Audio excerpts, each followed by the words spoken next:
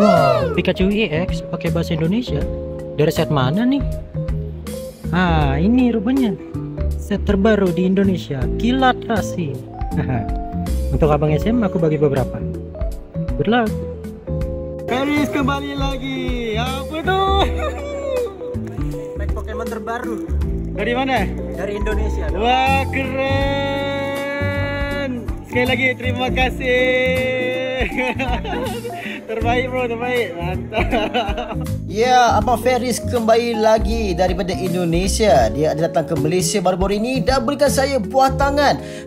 Di tangan saya sekarang ni kita ada kartu Pokemon yang terbaru, pack Kilat Rasi. Kad hit untuk pack ini adalah Pikachu. Jadi jom kita tengok pack pertama, kedua, ketiga ni ada Pikachu ataupun tidak. Sekarang kita akan buka pack nombor 1. Untuk set Kilat Rasi ni ada lebih kurang 182 kartu yang boleh anda kumpul. Baik, sekarang jom tengok apa yang ada di pack pertama. Kad pertama hadir dengan supporter trainer Psyno, diikuti dengan kad kedua kita. Kita ada Delmise dengan serangan jangkar penghancur. Kad nombor 3, kita ada Volcarona dengan serangan menghisap darah dan kepakan ganas. Kad keempat kita ada Magnemite dengan bola peti dan ada kad manis di pack pertama. Dah nampak dah. Kita dapat satu alternate rare Execute. Kad pertama dah dapat kad yang manis. Adakah ini permulaan yang baik? Terbaiklah. Okey, sekarang kita akan buka pula pack nombor 2. Adakah pack nombor 2 ni pun ada kad yang manis? Marilah kita tengok. Pack pertama dah dapat alternate rare. Pack kedua dapat apa pula? Kad pertama kita dapat kad trainer Bell Penyelamat. Okey, untuk kad kedua pula kita ada Cryogonal dengan call sign dan sinar pembeku.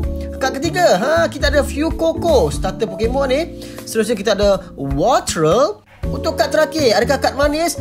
Dia hadir dengan Pikaran. Okey, kad biasa, tak mengapa. First pack tadi dah cantik dah. Okey, kita ada pack ketiga, pack yang terakhir. Adakah pack ketiga pun ada manis macam pack pertama? Jom kita tengok. Makin nervous ni. Nervous.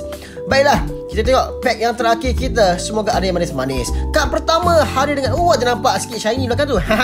Trainer Stadio Gempa, diikuti dengan Vulpix. Dah excited ni. Seterusnya kita ada Shroudle.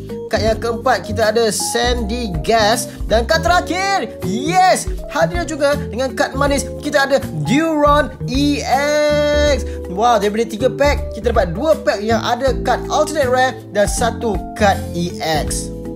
Jutaan terima kasih diucapkan kepada Abang Ferry kita kerana sudi hadiahkan kita Kilat Rasi daripada Indonesia. Memang keren.